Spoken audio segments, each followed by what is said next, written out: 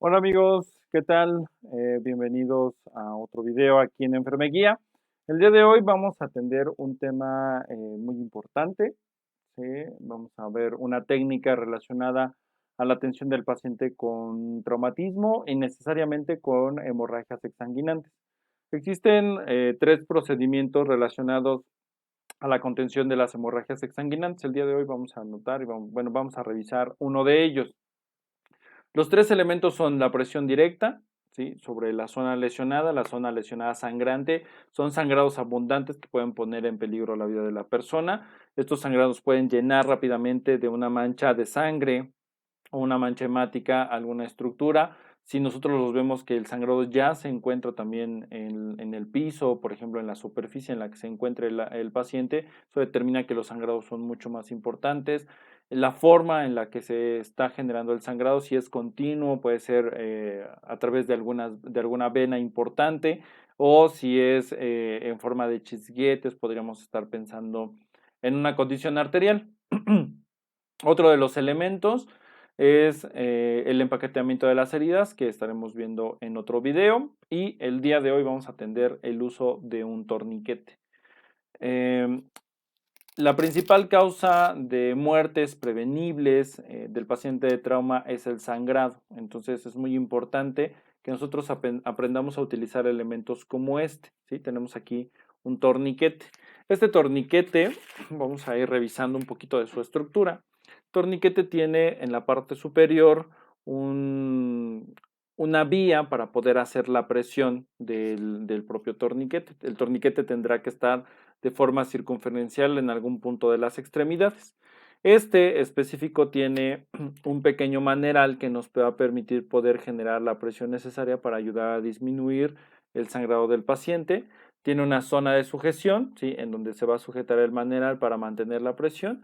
Y bueno, tiene aquí un indicativo para la hora en la que nosotros lo colocamos.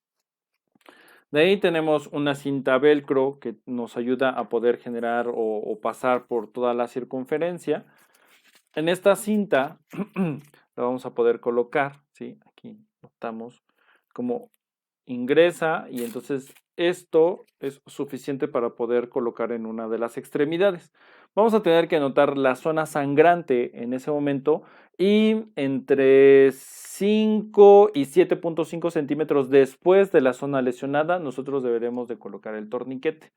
Debemos de colocarlo a esa distancia porque la circulación no, al momento de sufrir una lesión no se lesiona y se queda en su lugar. Se genera una lesión y por la alta cantidad de músculo liso por la cual se encuentran integrados los vasos sanguíneos, puede generar retracción y entonces podemos colocar un torniquete en una zona en donde no va a tener la funcionalidad que nosotros buscamos. Ubicamos entonces la zona lesionada entre 5 y 7.5 centímetros después de la zona lesionada. Nosotros vamos a poder colocar el torniquete. El torniquete se puede colocar a uno mismo o el torniquete se le puede colocar a otra persona, ¿no? Entonces, vamos a ver aquí. Preparamos la cinta, lo pasamos a través de esta fijación. Lo colocamos en la zona, vamos a ponerlo aquí en la parte superior para que sea visible, ¿sí? Lo colocamos y desde un inicio tenemos que buscar que el maneral no se encuentre pegado al cuerpo para que no nos estorbe al momento de girar y que, como notamos en este caso, vamos a apretar fuertemente desde un inicio, ¿sí? Lo colocamos fuerte, fuerte el torniquete desde un inicio. Después, una vez que llegamos aquí, vamos a mover el maneral, ¿sí? Lo vamos a girar las veces que sea necesario hasta que podamos notar que el sangrado deja de fluir. Después el maneral entra aquí en el soporte. El restante de la línea lo podemos pasar en medio para que no nos esté estorbando. Sujetamos, fijamos y en este espacio pondríamos la hora en la que se está colocando nuestro torniquete.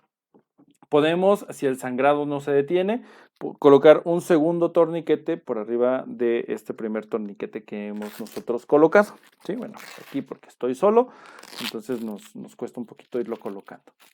Pero El uso del torniquete es importante. Existen algunos mitos relacionados al uso, que el torniquete, lo hemos escuchado en muchas capacitaciones y es una pregunta bastante común, que el torniquete se debe de aflojar para permitir que sangre un poco y esa sangre no se estanque en la zona del torniquete y entonces esta sangre por alguna razón genere algún proceso infeccioso o una pérdida de la extremidad más arriba de donde se encontraba la lesión.